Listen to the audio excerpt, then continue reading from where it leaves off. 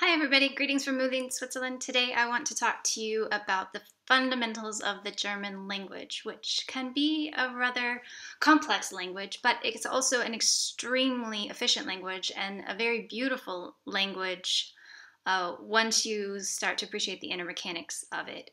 So today I'm just going to talk about articles. That's the first place we're going to start, and an article in English is the word the, or a or an. So a book, a piano, a table, the child. That's an article. And in German, there are three of them: der, die, and das. Der is the masculine, die is the feminine, and das is the neutral.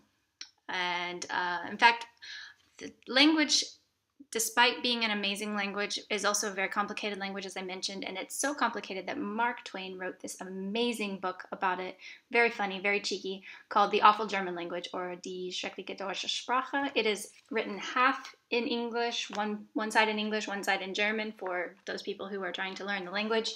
And I'm going to go a little bit farther than the articles, der, die, and das, and tell you a little bit about declining adjectives. So in English, an adjective stays the same. You just apply it to the noun and you're done. But in some other languages like Spanish or German, you actually have to change or add an ending to the noun depending on the gender and the quantity. You have to add it to the end of the adjective depending on the gender and quantity of your noun.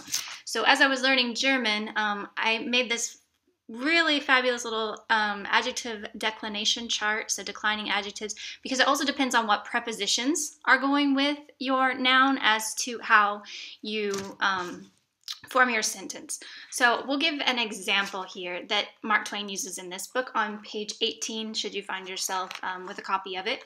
And we're going to talk about my good friend. So in just a normal sentence where you're talking about the subject, it would be mein guter Freund heißt Jan, for example. My good friend is named Jan. And you might then do the accusative, which makes it the direct object of the sentence. Ich habe meinen guten Freund gesehen. So you notice you add an end to the end of the adjective.